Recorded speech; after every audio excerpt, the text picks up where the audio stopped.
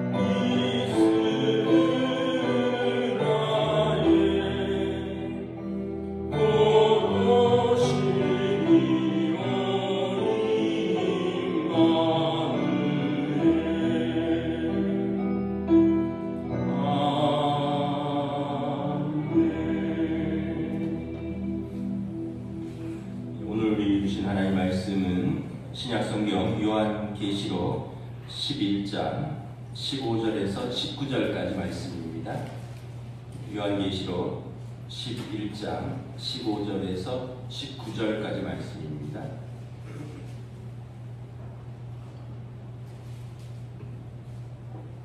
다 찾으신 줄 알고 저와 여러분들이 한 절씩 교도하겠습니다. 요한계시록 11장 15절부터 19절. 일곱째 천사가 나팔을 불매 하늘에 큰 음성들이 나서 이르되 세상 나라가 우리 주와 그의 그리스도의 나라가 되어 그가 세세토록 왕노릇 하시리로다 하니 나의 하나님 앞에서 자기 보좌에 앉아있던 24장로가 엎드려 얼굴을 땅에 대고 하나님께 경배하여 이르되 감사하오나니 옛적에도 계셨고 지금도 계신 주 하나님 곧 전능하신 이여 친히 큰 권능을 잡으시고 왕노릇 하시도다. 이방들이 분노하며 주의 진노가 내려 죽은 자를 심판하시며 종 선지자들과 성도들과 또 작은 자든지 큰 자이든지 주 이름을 경외하는 자들에게 상 주시며 또 땅을 망하게 하는 자들을 멸망시키실 때로소이다 하더라. 함께 읽습니다.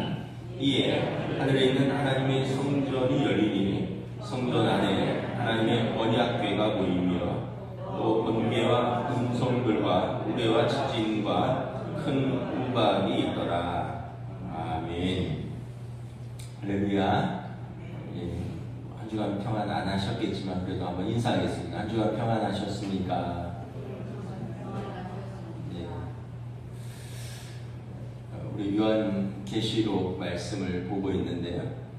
요한계시록은 AD 95년경에 우리 사도 요한께서 관모섬에 유배되어 있는 상태에서 당시 이제 자신이 맡고 있던 교부였던 그 소아시아의 7 교회들에게 쓴 목회 서신입니다. 그런데 그 당시는 이제 네로 황제라든가 도미시안 황제라든가 극심한 박해 속에서 사도들은 거의 순교했고요. 요한 사도만 남아 있었고 이제 그 사도들의 제자들이 목회를 하고 있었죠. 교부들이라 그러는데 그리고 이제 교회들이 큰 핍박과 환란 속에서 낙심하고 하나님 나라가 언제 올까? 과연 이 불의한 세상 속에서 하나님의 나라는 올까라는 그런 낙심 속에 있을 때 하나님께서 요한에게 보여주신 계시, 환상을 통해서 하나님의 교회와 성도들을 격려하기 위해서 쓴 것이 요한계시록입니다. 지금은 세상에서 핍박과 환난을 당하나 주님께서 반드시 재림하실 것이고 그때에는 불의한 세상을 심판하실 것이고 의로운 자들을 구원과 영생으로 상 주실 것이다. 이 믿음을 붙들고 굳게 지키라는 것입니다. 그러면서 이제 그 여러 가지 환상 속에서 때로는 교회가 받는 핍박과 재앙을 보여주고 또 때로는 이제 세상이 받을 심판과 재앙을 보여주는데 로마 그 황제 시대다 보니까 로마 황제라는 언급을 직접적으로 할 수 없고 그러다 보니 여러 가지 숫자와 상징들, 비유들로 표현을 한 것입니다. 그래서 그거를 하나하나 다 의미를 따지려고 하면 이제 좀 이단으로 갈 수 있기 때문에 우리가 큰 줄기에서 현재 고난받고 있는 성도와 교회를 위로하고 주님 오실 것을 반드시 믿고 기다리라는 이러한 큰 틀에서 보는 것이지 이걸 하나하나 숫자 하나 문자 하나 다 따지면 너무 해석이 어려워진다는 거죠. 그러면서 이제 교회가 받는 핍박들, 세상에 임할 징조들을 7인을 떼면서 하나씩 펼쳐지고 7번째 인을 뗄 때는 7 나팔의 재앙이 쏟아집니다. 나팔을 하나하나 불면서 재앙들이 쏟아지고 7 나팔을 불 때는 7 대접의 재앙이 쏟아집니다.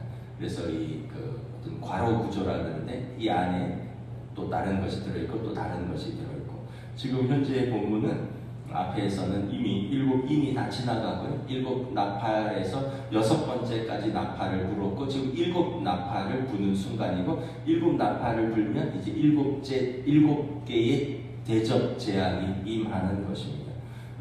오늘 본문은 7 나팔을 불고 7 대접의 심판이 시작되기 직전에 천상의 모습을 보여주고 있습니다. 우리 15절 함께 봉독합니다. 시작. 7째 천사가 나팔을 불매 하늘에 큰 음성이 나서 이르되 세상 나라가 우리 주와 그의 그리스도의 나라가 되어 그가 세세토록 왕노릇 하시리로다 하니 하늘의 이제 환상을 보는 거죠. 요한 사도가. 땅에는 지금 로마의 어떤 제국의 압제 속에 있고요. 또 성도들은 유대인들로부터, 자기 동족으로부터도 유대인들은 이제 회당에서 쫓겨난 상태입니다. 예수님을 그리스도로 영접했다는 이유로. 그러니까 동족들의 외면과 그 다음에 그 핍박, 그리고 로마나 또 헬라 시대의 그 외부의 핍박과 환란 속에서 하나님 나라가 있다라는 것을 보여주는 거죠. 큰 음성이 나는데 세상 나라가 우리 주와 그의 그리스도의 나라가 되어 그가 세세토록 왕노를 하실 것이다. 이것은 구약 성경에 나와 있는 그 메시아 나라의 완성입니다. 구약 성경의 이 어떤 한 가지 흐름은 뭐냐 하면 그리스도가 오실 것이다. 메시아가 오실 것이다. 메시아가 오시면 그의 나라가 세워질 것이다. 불완전한 나라가 완전해질 것이며, 그리고 그의 나라가 임하실 때 그가 왕으로 임하셔서 모든 불의한 자들을 심판하시고 모든 믿는 자들을 구원하실 것이다. 이게 이제 메시아 사상인데, 지금 이것이 보여지는 것이죠. 요한 사도에게 보여주고 요한 사도는 이것을 기록하여 그의 교회들에게 보여주는 것입니다. 지금은 로마의 압제와 또 유대인들 동족의 핍박이 있지만 하늘 나라에서는 우리 주의 나라가 임하실 것이다. 세상 나라가 그 나라 앞에 무릎 꿇을 것이고, 그리고 그 나라에 그리스도께서 세세토록 영원토록 왕노릇 하실 것이다. 이걸 보면서 참 이 땅의 제도는 참 불완전하고 이 땅의 나라는 불완전하지만 우리는 하나님 나라를 바라보아야 되고, 그리고 우리가 사는 이곳을 하나님의 통치가 이끄는 하나님의 나라로 우리가 세워가는 데 힘써야 한다는 것입니다. 그러니까 첫째는 하나님 나라를 소망하고 바라보는 거예요. 낙심하고 절망하지 않고 하나님 나라를 바라보고 소망하는 것입니다. 그리고 이 땅에 하나님 나라를 구현하기 위해서 내 자리에서 내가 해야 될 것들을 하는 거죠. 하나님 나라는 하나님의 통치가 임하는 것입니다. 동구권에서 루마니아라든가 폴란드라든가 이제 소련 연방에서 이렇게 소련이 이제 막 러시아가 소련이 붕괴되고 이러면서 동구권에서도 독재자들이 굉장했거든요. 그때 이제 루마니아 같은 경우 차우체스쿠라고 독재자가 있었죠. 교회들은 다 폐쇄했고 신부들 그리고 또 성직자들 성도들 성경을 가지고 다니면 불신검문에서 성경을 가지고 다니는 사람은 다 감옥에 넣던 시절이 있었습니다. 그때 다 낙심했죠. 이제 소련의 영향력에서 좀 벗어나야 했는데 자기들의 독재자들이 소련의 그 독재자보다도 더한 거예요. 소련의 간섭과 외침이 있을 때는 외국이니까 그런가 했는데, 이제는 자기 나라의 그 독재자들이 자기 백성들을 이제 잡아들이고 핍박하고 교회가 문을 닫고 굉장히 낙심한 상태에서 교회는 끝까지 기도했고, 그리고 또 끝까지 저항을 했죠. 결국 이제 동구권들도 프라하의 봄인가요? 이러면서부터 이제 동구권도 하나둘 이렇게 자유를 찾기 시작을 했습니다. 우리가 결코 낙심할 일은 없고 하나님 나라를 소망하되, 그러나 내가 있는 곳에서 하나님 나라의 구현을 어떻게 해갈 것인가? 가까이 있는 여러분들의 가정에서 하나님의 나라가 임하도록, 하나님의 통치가 임하도록, 하나님의 통치가 임한다는 것은 우리가 말씀에 순종하고요, 또 중요한 일이 있으면 기도하면서 성령님의 인도하심과 이끄심을 따라가는 것입니다. 그리고 마지막 때에 메시아가 재림하시면 그때는 완전한 하나님의 나라가 임하겠지만, 그때까지는 우리가 말씀에 순종하고 기도하며 깨어 기도하는 성도의 삶을 살아가는 거죠. 그래서 여러분들의 가정에서 하나님의 나라가 임하고 또 우리 교회에서 하나님의 나라가 임하고 우리의 나라에서 하나님의 나라가 임해야 되는 거죠. 미국의 이제 제도는 장로교의 제도를 처음에서 가져간 것으로 이렇게 이해를 하시면 됩니다.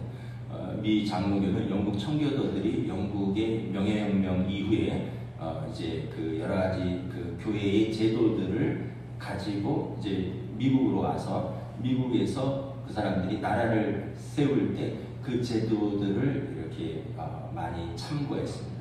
그리고 이 제도는 우리나라도 이렇게 받아들였고요. 그래서 교회의 그 제도와 장로교회의 제도와 민주주의 제도는 굉장히 유사합니다. 우리 교회가 장로교니까 여러분들도 잘 이해를 하시겠지만 장로교는 대의 민주주의입니다. 어쨌든 위 목사가 전체를 대표자로 있지만 성도 30명당 1명씩 장로님들이 교인들의 대표로 뽑혀서 당회를 구성하도록 되어 있습니다. 이게 국회예요. 국회. 그리고 만약에 그런 비유는 적절치 않지만 목사가 대통령이라면 대표권이 있다면 당회는 국회예요. 그래서 서로 간에 협력하고 또 때로는 잘못된 것을 지적을 할 수도 있는 거예요. 여러분 만약에 당회가 저에게 목사님 여러 가지 잘못하는 것이 있습니다. 그래서 이것들은 우리가 제한하겠습니다. 이것들은 하지 마십시오. 그리고 이것들은 예산을 깎도록 하겠습니다. 그러면 받아들여야 돼요. 그건 당회의 권한이에요. 국회의 권한이에요. 국회의 권한은 예산을 심의하고 삭감하고 법안을 제정하는 거 국회의 권한이에요. 그럼 대통령의 권한은 뭐냐? 비토권이 있어요. 거부권. 나는 이 법안은 못 받겠다. 거부하고 돌려보내는 권한이 있어요. 그 자기들의 역할이에요. 그런데 만약에 강연을 하다가 제가 뭐 이런 당회가 있어 하고 냅다 옆에 있는 뭘 들어서 장로님을 때렸다. 뭐 아니면 오늘부터 당회 없습니다. 당회 안 합니다. 내일부터 재직회 안 합니다. 이러면 여러분 이게 뭐냐면 불법이 되는 거죠. 그럼 어떻게 되느냐? 노회, 상급기관이 노회가 있어요. 노회에 제소를 하는 거예요. 노회의 판단을 받는 거예요. 그럼 노회가 절차적으로 그쪽 당회와 이쪽 목회자가 절차적으로 제대로 문제를 없는가 판단하고 노회에서 해결이 안 되면 총회로 올라가는 거예요. 3심제예요. 그러니까 여러분 우리나라도 국회는 국회의 권한을 행사하는 거예요. 입법을 하고 그 다음에 이제 뭐 예산 삭감할 건 삭감하고 그럼 대통령은 대통령의 권한을 행사하면 돼요. 받아들일 건 받아들이고 못 받아들이면 비토 거부권을 행사하고 그리고 이게 문제가 되면 헌법재판소로 가서 3권 분립니까 판단을 받고 그런데 대통령이 국회를 겁을 좀 줘야겠다 하고 계엄령을 소집을 하고 옛날에는 86년도, 87년도 6.29 이후에 문민정부가 들어서면서 대통령의 국회 해산권을 폐지했습니다. 계엄령에서 국회 해산권을 폐지했어요. 만약에 대통령 국회 해산권이 살아있었으면 유일한 견제인 국회를 해산해버리는 거예요. 그러면 계엄령이 시작되면 그 사법부와 행정부가 계엄사령관, 군부 아래로 들어가는데 국회를 해산해버리면 입법부도 들어가는 건데 문민정부가 들어오면서 입법부는 살려놨어요. 왜냐하면 입법부가 견제할 수 있도록 한 거죠. 그러니까 이만큼 지금 민주주의가 절차가 있는 거예요. 어렵지만 절차대로 해가는 것입니다. 미국 오바마 대통령이 대한민국 사태를 보면서 민주주의가 이렇게 어려운 것이다 이렇게 이야기를 했고요. 지금 프랑스가 우리랑 비슷합니다. 프랑스가 여소야대인데 프랑스가 국회에서 그 내각 해임안을 의결을 했습니다. 그 프랑스는 우리랑 조금 달라서 내각을 해임할 수 있는 권한이 우리는 이제 내각의 장관들을 해임 추천할 수 있는 그거를 대통령한테 보내지만 국회에서 그냥 해임을 해버려요. 탄핵을 하는 거죠. 그 프랑스 국회가 지금 내각 전체를 탄핵을 해서 내각이 다 해산됐습니다. 그래서 마크롱 대통령이 지금 자기가 임명한 대통령이 다 탄핵당했어요. 그 여소야대 상태에서 마크롱 대통령에게 당신도 하야하라 그랬더니 마크롱 대통령이 나는 내 직을 지키겠다. 국민들에게 호소하겠다. 국민들에게 오늘 새벽입니다. 이제 대국민 호소문을 발표하면서 정부를 도와달라. 여러분 이게 법치주의입니다. 국회는 국회 권한이 있고 견제할 건 견제하고 권한을 행사하고 대통령은 자기 권한을 행사하고 안 되면 국민에게 호소하고 그럼 국민은 어떻게 지지를 합니까? 투표로서 하는 거예요. 표로서 국민은 뭐 대통령을 지지하면 여당에 더 표를 주고 만약에 국회를 지지하면 국회의 다수당에게 더 표를 주고 그래서 국민은 표로 지지하고 대통령은 정치력과 국민에게 호소하고 입법부는 입법부의 기능을 하고 사법부는 사법부의 기능을 하는 건데 여러분 그 일반인과 범죄자의 차이가 뭔지 아세요? 운전을 하고 가다가 접촉사고가 났습니다. 접촉사고가 났는데 72비를 따리잖아요. 경찰이 올 때까지. 당신이 급정거하지 않았느냐? 당신이 뒤에서 받지 않았느냐? 이런 충분히 얘기할 수 있죠. 그런데 갑자기 한 사람이 트렁크를 열더니 야구방망이를 갖고 와서 휘두르는 거예요. 일반인과 범죄자의 차이는 뭐냐면 그럼에도 불구하고 그러니까 범죄자는 누구 때문에 내가 이걸 들었다는 거예요. 몽둥이를. 근데 일반인은 그럼에도 불구하고 법으로 해결하겠다는 거예요. 이게 여러분 일반인과 범죄자의 차이입니다. 선진국과 후진국의 차이는 뭐냐면 누구 때문에 내가 법을 어겼다는 거예요. 그런데 선진국은 그럼에도 불구하고 법대로 하겠다는 거예요. 여러분 이건 개인에게도 똑같습니다. 회사에서도 그렇고 가정에서도 그렇고 그래서 네가 나를 화나게 했기 때문에 내가 주먹을 휘두른 거잖아. 그래서 내가 살림을 집어 던진 거잖아. 이러면 미성숙한 거예요. 이게 국가로 가면 후진국이고요. 이게 교회로 오면 하나님의 영광을 가리우는 교회가 되고 그러나 그렇지 않고 그것을 참고 그럼에도 불구하고 대화하고 협상하고 타협하고 새로운 길을 찾아가는 것 그러면 성숙한 개인이고요. 그러면 여러분 또 하나님의 뜻을 찾아가는 교회가 되는 것이고요. 그게 선진국이 되는 것이죠. 우리가 다시 한번 이번 사태를 통해서 깨닫는 것은 뭐냐면 지금도 폭풍 전야입니다. 오늘 5시가 있잖아요. 폭풍 전야예요.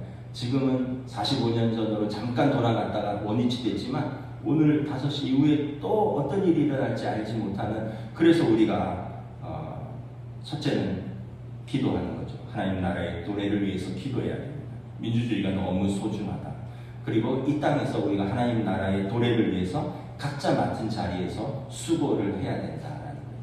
기도하고 그리고 기도만 하는 게 아니라 각자 맡은 자리에서 수고를 해야 된다.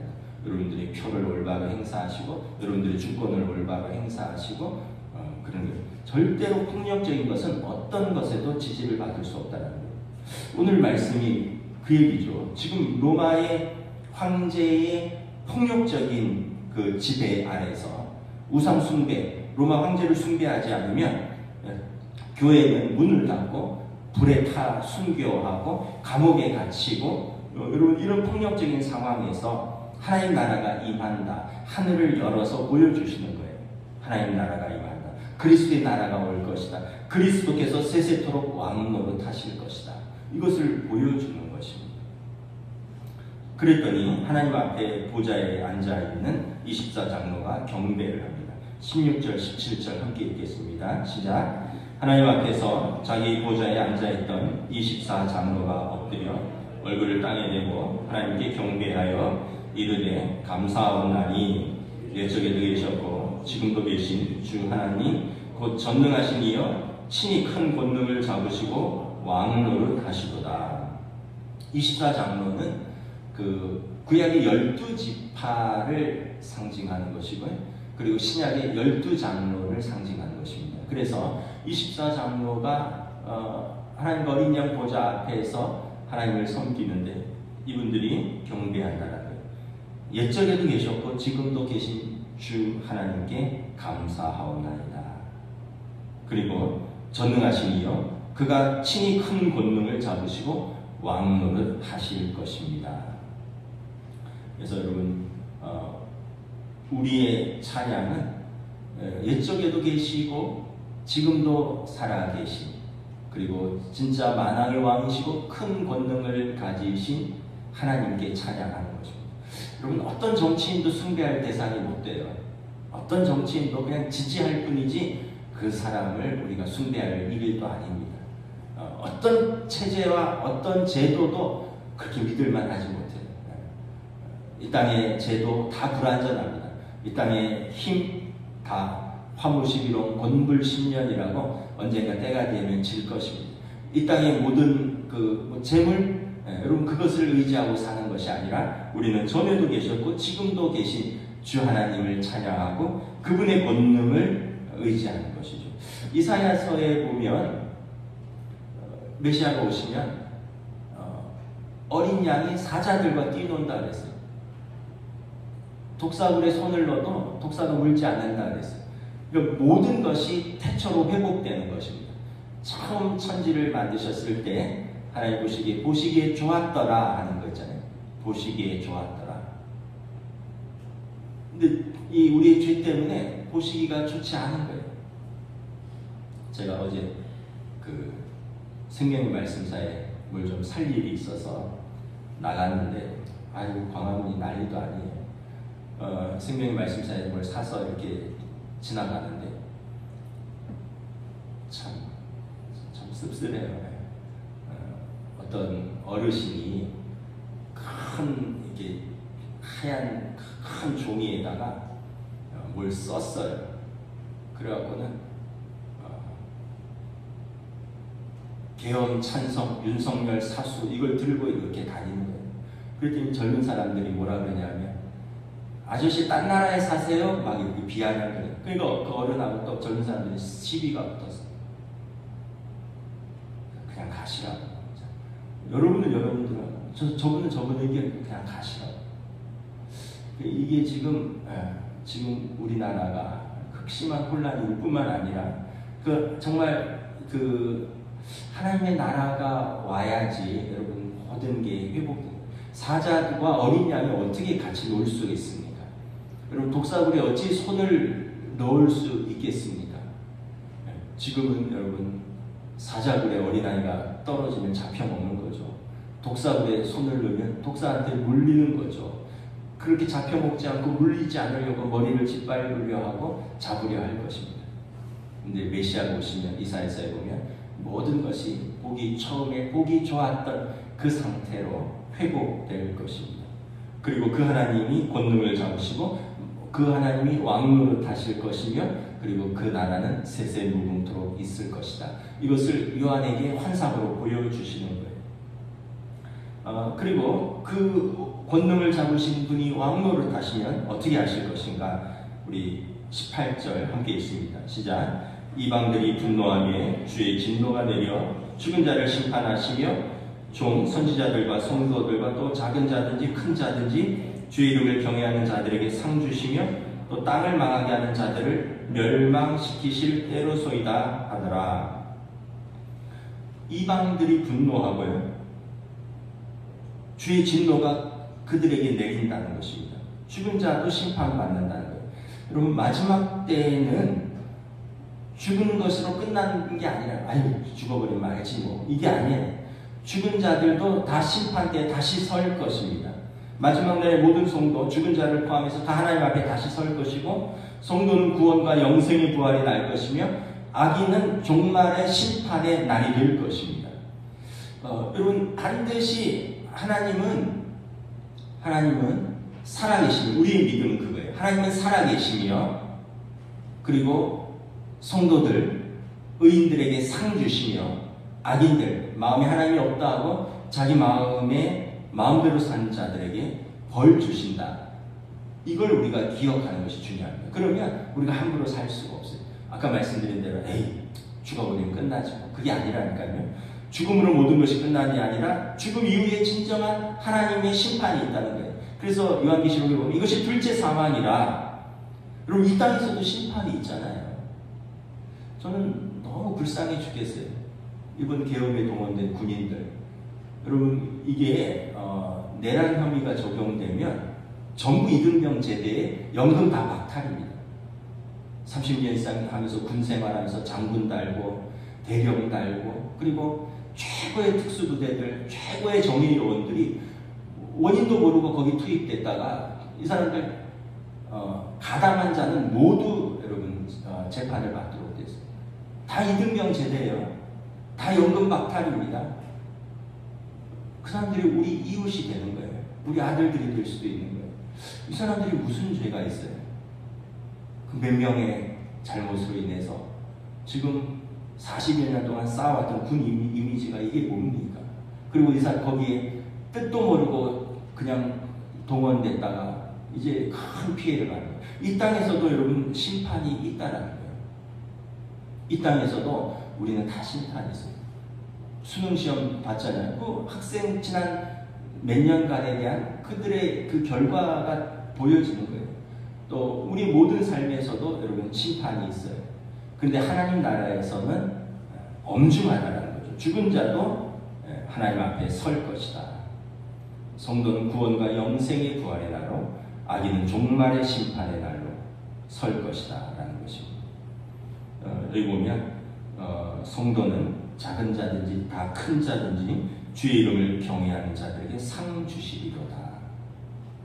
그래서 여러분 작은 종, 큰 종, 큰 교회, 작은 교회 이런 게 아니라 하나님 앞에 신실하게 믿음으로 내 믿음을 지켜나가는 것이 무엇보다 중요하다는 것입니다. 19절 읽고 마치겠습니다. 시작. 이에 하늘에 있는 하나님의 성전이 열리니 성전 안에 하나님의 언약궤가 보이며 또 번개와 음성들과 우레와 지진과 큰 우박이 있더라. 하늘에서 성전을 보여주신 거예요. 하나님 나라 보좌도 보여주시지만 하늘나라의 성전을 보여주시니 성전 안에 뭐가 있어요? 언약궤가 보이는 거죠. 언약궤는 하나님 임재의 상징이거든요. 하나님의 이 땅의 교회는 또 불완전하지만 하나님 나라의 교회는 하나님의 언약궤, 하나님의 보좌가 임재가 있고, 그리고 이제 번개와 음성들과 우레와 지진과 큰 우박, 이제 하나님의 권능으로 이제 7가지 이제 재앙들, 7 나팔, 7 대접의 재앙들이 이제 쏟아질 것을 예고하고 있습니다.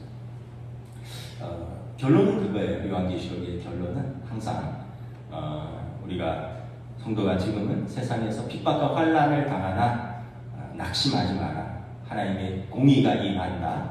그리고 하나님께서 반드시 주님 다시 오실 것이고, 그때 하나님께서 성도들을 높이실 것이며, 그리고 악인들은 멸망할 것이다. 그러므로 깨어서 믿음을 지키라.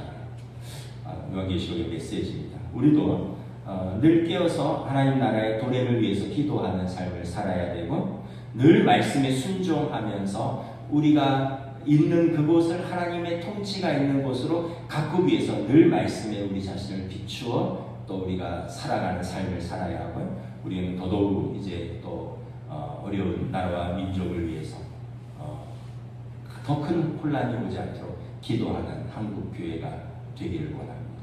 우리 이 시간 함께 기도하겠습니다. 특별히 여러분 오늘을 위해서, 오늘 내일이 굉장히 중요한 날입니다. 오늘 또 국회에서 대통령 또 탄핵 그 투표가 있고요. 또 그 이후에 또 있을 또 나라의 혼란에 대해서 인용되든지 인용되지 않든지 어쨌든 혼란은 있을 것입니다. 우리가 나라와 민족을 위해서 기도하고, 곧 오소서 임마누엘 메시아 교회는 오직 하나님만이 왕이시며 하나님 나라만을 추구한다. 그리고 우리는 그 나라를 위해서 우리는 수고하는 사람들이다. 우리 함께 기도하며 나아가겠습니다. 하나님 은혜를 감사합니다. 오늘도 주신 말씀을 통하여 또한 이 땅의 제도와 이 땅의 나라들은 불완전하며 이 땅의 왕들은 또한 악인도 있을 수도 있고 선한 왕도 있을 수 있지만 세세토록 영원한 우리의 왕은 하나님이시며 그의 나라가 무궁할 것임을 오늘 유한 사도를 통하여 선포하고 계십니다.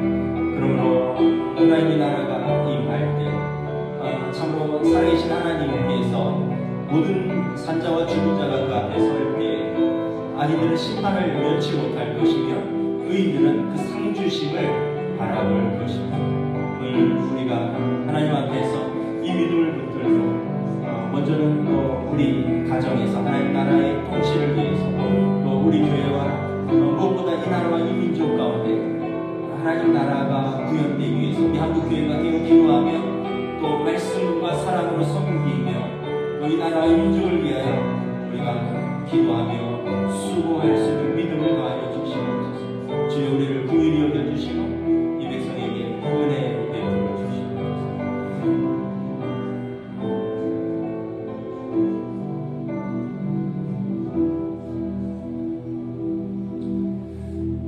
참으로 초대교회는 로마 황제의 압제 가운데 로마 황제를 우상 숭배하며 그렇지 않은 경우에 교회를 폐쇄하고 성도들을 잡아오게 가두고 때로는 그 짐승들과 싸우도록 던져놓고 때로는 그 믿음을 고백을 하는 자들에게 또 불로 태워주고 칼로 목을 베어 죽이는 그 현실 속에서 교회는 낙심하고 성도들은 낙심하며 그 마음속에 주님 언제 다시 오실 것인가, 과연 하나님 나라는 임할 것인가. 오늘 요한사도를 통하여 그 환상을 통하여 그들에게 말씀하십니다. 하늘 보좌를 보여주시고 하나님의 교회가 하나님의 언약궤가 있는 하나님의 교회를 하늘 위에서 보여주시고 그리고 모든 산자와 죽은 자들이 하나님 앞에 서서 그들의 믿음을 따라 심판받으시는 그 나라와 그 영광을 보여주시며 끝까지 믿음을 지키라. 비록 이 땅은 불의하고 이 땅에서는 여러 가지 불완전하나 완전한 하나님 나라를 바라보고 소망하며 믿음을 지키라 권면하고 있습니다. 오늘 우리도 이 믿음을 가지고 살아갈 수 있기를 원합니다. 우리도 살아가다 보면 낙심할 때도 있고 절망할 때도 있고 때로는 과연 하나님이 살아계시다면 어떻게 이런 일이 일어날 수 있는가라는 우리 개인적인 절망의 사건도 있고 나라와 민족적인 절망의 사건도 있지만 그럼에도 불구하고 신실하신 하나님, 전에도 계시고 지금도 계시고 장차 오신 우리 주님을 바라보고 소망하며 우리가 늘 깨어서 기도하며 말씀에 비추어 우리 삶을 또 순종하며 특별히 또 나라와 민족을 위하여 기도하는 우리 한국교회, 한국 성도들이 될 수 있도록 주여 인도하여 주시옵소서. 주여 이 땅을 긍휼히 여겨주시고 이 나라를 긍휼히 여겨주시옵소서. 감사를 드리오며 우리 주 예수 그리스도 이름으로 기도드리옵나이다. 아멘. 하늘에 계신 우리 아버지, 아버지의 이름을 거룩하게 하시며 아버지의 나라가 오게 하시며 아버지의 뜻이 하늘에서와 같이 땅에서도 이루어지게 하소서. 오늘 우리에게 일용할 양식을 주시고 우리가 우리에게 잘못한 사람을 용서하여 주는 것 같이 우리 죄를 용서하여 주시고 우리를 시험에 빠지지 않게 하시고 악에서 구하소서. 나라와 권능과 영광이 영원히 아버지의 것입니다. 아멘.